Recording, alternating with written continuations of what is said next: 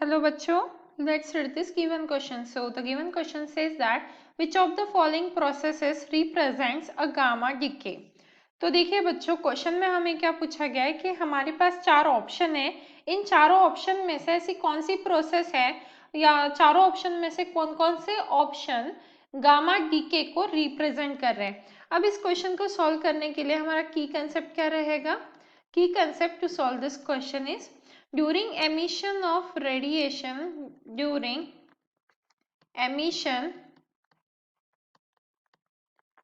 gamma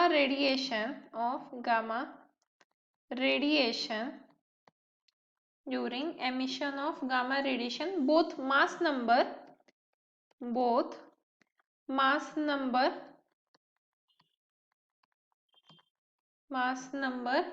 and atomic number remains same, and atomic number remains same।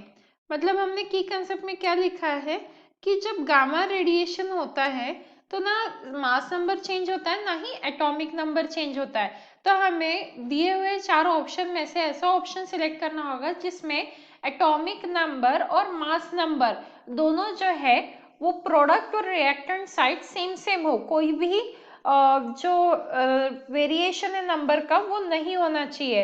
तो अगर हम option A को check करें तो यहाँ पे अगर हम देखें ऑप्शन ए में, ऑप्शन ए की बात करते तो एक्स जेड ए ये रिएक्टेंट साइड है plus gamma gives X Z -1 दे दिया है, जबकि हमने अभी जस्ट की कंसेप्ट में देखा है कि दोनों क्या रहते हैं सेम, तो इसीलिए ऑप्शन गलत है। अब अगर हम ऑप्शन बी को देखते हैं तो एक्स जेड ए दिया है +1 and 0 gives a -3 x z -2 + c दिया है। अगेन यहाँ पे -3 -2 दिया है, मतलब ये भी रॉन्ग है।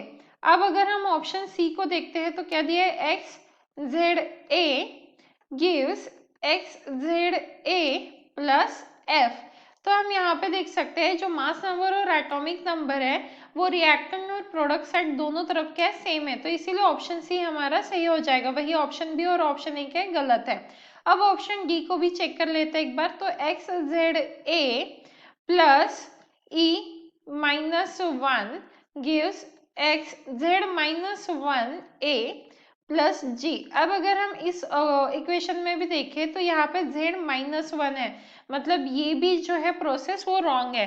तो हमारा ऑप्शन कौन सा करेक्ट है? ऑप्शन सी, क्योंकि हमें गामा डी के फाइंड आउट करना था और गामा डी के मतलब कोई भी मास नंबर और एटॉमिक नंबर में चेंजेस नहीं आते हैं, तो वो क्या होने चाहिए? सेम।